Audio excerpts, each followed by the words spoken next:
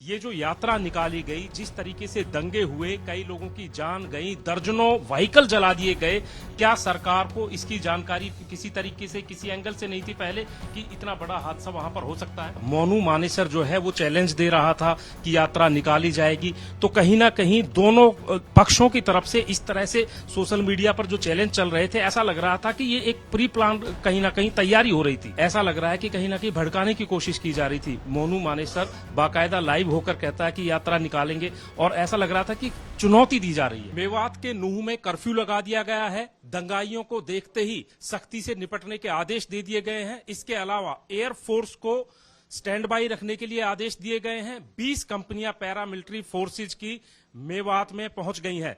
बात करने के लिए हरियाणा के गृह मंत्री अनिल विज हमारे साथ मौजूद हैं।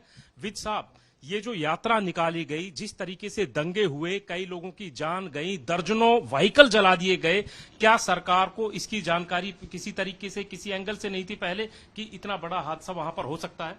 देखिए, ये यात्रा नियमित हर वर्ष निकलती है और उसी प्रकार से ये यात्रा निकली, और यात्रा के साथ जितनी पुलिस फोर्स होनी चाहिए और जितने अधिकारी होने चाहिए वो वहां पर मौजूद थे।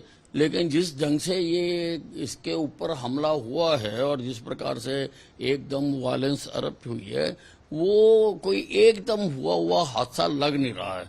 हालांकि अभी हमें जल्दी किसी निष्कर्ष पर नहीं पहुंचना चाहिए, हम उसकी जांच करेंगे, पर अपेरेंटली हमें लगता है कि किसी न किसी ने इसको मास्टरमाइंड जरूर किया है। साहब, बिल्कुल आपने सही कहा, क्योंकि सोशल मीडिया पर ये पहले से चल रहा था। मोनू मानेसर जो है वो चैलेंज दे रहा था कि यात्रा निकाली जाएगी, तो कहीं ना कहीं दोनों पक्षों की तरफ से इस तरह से सोशल मीडिया पर जो चैलेंज चल रहे थे, ऐसा लग रहा था कि ये एक प्री प्लान कहीं ना कहीं तैयारी हो रही थी। नहीं, देखिए, मोनू मानेसर का इससे कोई ताल्लुक नहीं है। ये तो विश्व हिंदू परिषद की, बजरंग दल की जो कलश यात्रा हर साल निकलती है और बहुत सौहार्दपूर्ण माहौल में वो यात्रा निकल रही थी। लेकिन सोशल मीडिया पर जिस तरीके के दावे किए जा रहे थे, ऐसा लग रहा है कि कहीं ना कहीं भड़काने की कोशिश की जा रही थी। मोनू मानेसर बाकायदा लाइव होकर कहता है कि यात्रा निकालेंगे, और ऐसा लग रहा था कि चुनौती दी जा रही है। नहीं, देखिए, हम सब चीजों को फाइंड आउट करेंगे।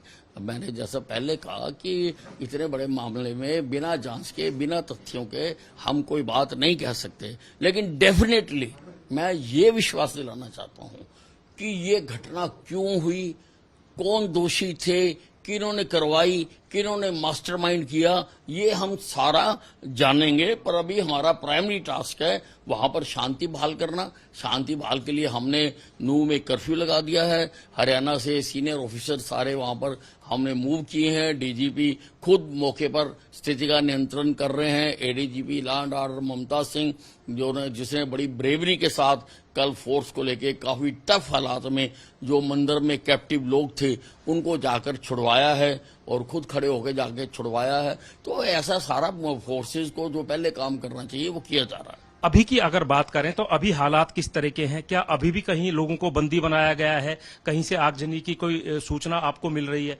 क्योंकि रात में ही सोहना, गुड़गांव तक ये आग की लपटें पहुंच गई थी। नहीं, अभी परिस्थिति पूरी तरह से नियंत्रण में है, और हमारी सफिशिएंट फोर्स और सेंटर से भी हमारी फोर्स जो है, मैंने केंद्रीय होम मिनिस्टर से भी, अजय भल्ला जी से भी बात की थी, तो वहां से भी जो फोर्स है कि कंपनियां, हमें 20 कंपनियां मिली हैं, कुछ कंपनियां वहां पर पहुंच चुकी हैं, और जो जो ट्रबल स्पॉट है वहां पर उनको डिप्लॉय किया जा रहा है। एयरफोर्स को भी स्टैंड बाई रहने के लिए कहा गया है। हाँ जी, एयरफोर्स को भी स्टैंड बाई रहने के लिए कहा गया कि अगर दूर से कंपनियां लाकर उठानी हो तो उनको लाके दिल्ली पालम पर उतारा जा सके और उनको जल्दी पोस्ट किया जा सके। एयर ड्रॉप की भी बात आपने कही थी कि अगर जरूरत पड़ी तो फोर्सेज को एयर ड्रॉप भी किया जाएगा वहां पर। नहीं, पर हमारी फोर्स पहुंच गई, ऐसी कोई आवश्यकता नहीं रही। हरियाणा के गृह मंत्री अनिल विज कह रहे हैं कि हालात नियंत्रण में हैं, पीस कमेटीज बनाई गई हैं जो दोनों तरफ से, दोनों पक्षों को समझा बुझाकर जो है बुझाने की कोशिश कर रही हैं। तो वहीं हालात से निपटने के लिए सख्ताई बरतने के भी सरकार ने आदेश दे दिए हैं। कैमरामैन गुंजीत कुमार के साथ सतेंद्र चौहान, अंबाला।